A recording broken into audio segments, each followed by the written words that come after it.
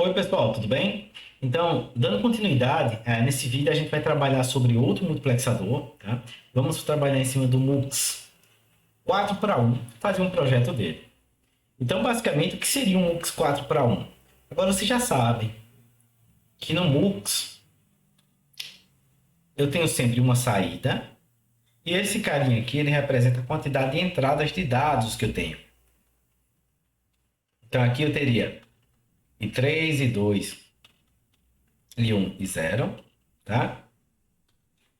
Uma saída. E o que mais?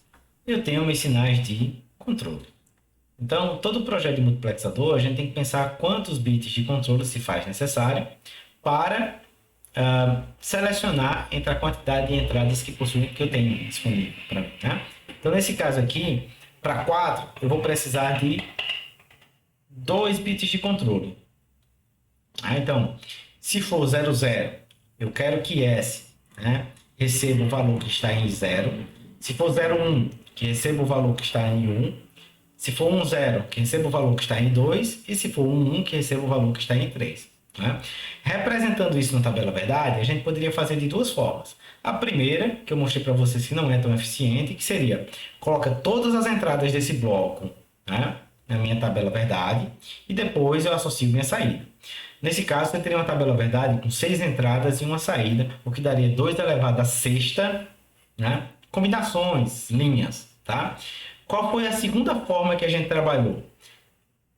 Dado o valor dos meus bits de seleção, meus bits de controle, eu já consigo determinar qual entrada deve ser copiada para minha saída. Né? Então, ó, nesse caso, eu teria uma tabela verdade bem mais curta. Né?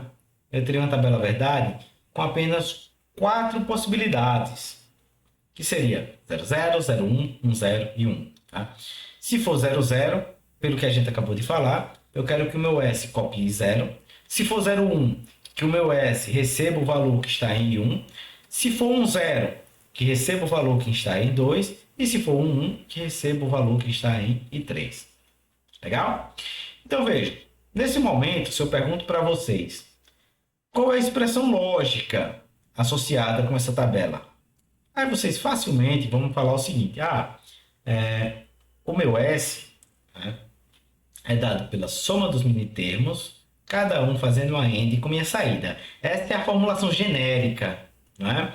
Ou seja, meu primeiro minitermo, C1 barra, C0 barra, AND, a saída associada. Ou C1 barra, C0, AND e 1. Ou C1, C0 barra, AND e 2. Ou C1, C0, AND e 3. Legal? Então, isso aqui já está me dando uma expressão lá de implementação lá para o meu multiplexador. Claro, para implementar esse multiplexador, eu tenho várias formas. Uma forma bem direta seria, de fato, né, eu estar trabalhando com as minhas portas lá de 3 entradas. Então, eu teria ó, C1, C0 e 0. Né? Aí eu teria a segunda, né? C1, C0 e 0 aqui, ó. Lembra que eu estou botando a barra aqui, tá? Depois, eu teria um outro carinha, né? Então, aqui seria C1, C0. Opa, aqui não é 0, é I1, né? Aqui é I2, tá? E, finalmente, eu teria outro carinha aqui.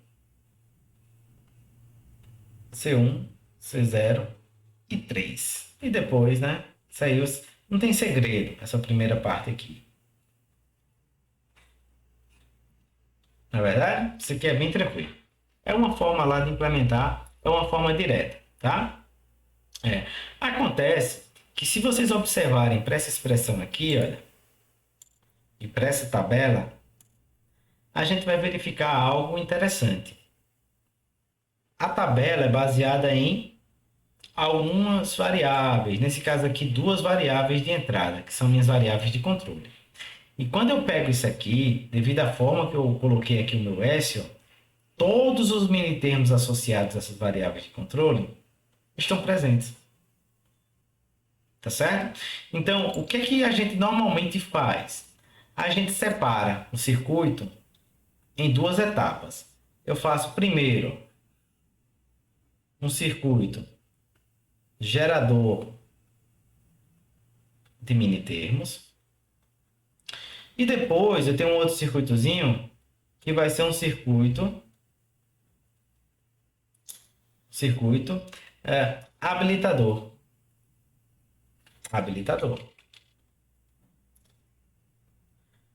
Aí vem, o que é um circuito habilitador? Ora, se eu pensar em AND, já que eu estou trabalhando em minitermo, é uma AND convencional. Olha. Se você tem I0 aqui e C aqui, tá? Se o teu C for 0, a saída é 0. Se o teu C for 1, a saída é 0. Não é verdade? 1 AND 0 dá 0. Então, uma AND, a gente pode utilizar ela como circuito habilitador. E aí, fica muito simples para produzir esse tipo de circuito. Por quê?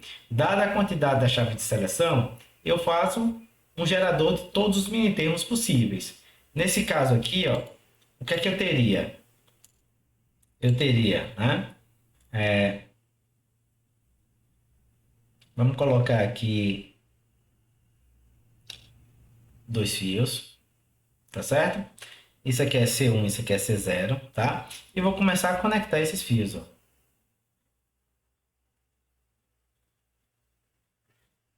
Então, ó, isso aqui seria C1 barra, C0 barra, né? Aí eu posso pegar novamente, ó, esse fio, né? Com esse aqui, ó. E aí eu tenho... Opa. Vamos colocar o barra aqui para seguir a ordem correta, né? Então, ó, aqui eu teria quem? Nessa saída? C1 barra, C0, tá? Depois eu teria quem? Eu teria associado, né? Opa, tá muito grande aqui.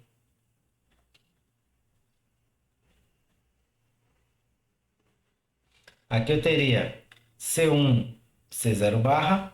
E finalmente,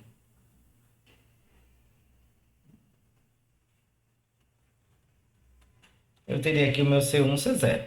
Então, nota, eu consigo gerar, no primeiro momento, todos os minitermos equivalentes. Aí vem, tá, e depois eu faço o que exatamente? Né? Depois eu faço o que exatamente? Ora, eu vou utilizar o meu habilitador. Então, o meu habilitador, ele usa como controle essas saídas. Na verdade, é isso que eu quero. Por exemplo, se eu olho para essa porta aqui, que é a mais simples, eu acho, da gente raciocinar, quando é que essa porta vai dar 1? Quando C1 for 1 e quando C0 for 1. Quando C1 e C0 forem 1. Na verdade, é apenas nesse caso. Para todos os outros 3 casos, vai dar 0. Quando é que essa porta aqui fornece 1? Apenas para quando C1 for igual a 1 e C0 for igual a 0. E se vocês observarem, cada uma dessas portas ela fornece 1 em apenas uma situação. E é exatamente a situação. Então, dentre essas 4 entradas aqui, ó, dependendo dos valores C1 e C0, apenas uma dessas saídas aqui vale 1 por vez. Legal? Então, dado isso, agora eu posso chegar e colocar um circuito habilitador com minha entrada I0, né? Um circuito habilitador com minha entrada I1, né? Um circuito habilitador com minha entrada I2 e, finalmente, um circuito habilitador com minha entrada I3. E aí, obviamente, né, a gente deve realizar a minha U. Isso aqui seria o meu S. Então, o que é que acontece aqui, pessoal? Olha, dependendo se esse valor aqui, ó, que está chegando, for 0 ou 1, eu estou deixando ou não passar a informação que está em 0. Como apenas uma dessas entradas, dessas saídas aqui, ó, de porta END, vale 1 por vez, né, já que é um circuito gerador de minitermo, apenas uma dessas portas aqui, ó, insere o valor da entrada na minha OU. certo? E qual o valor de uma OU?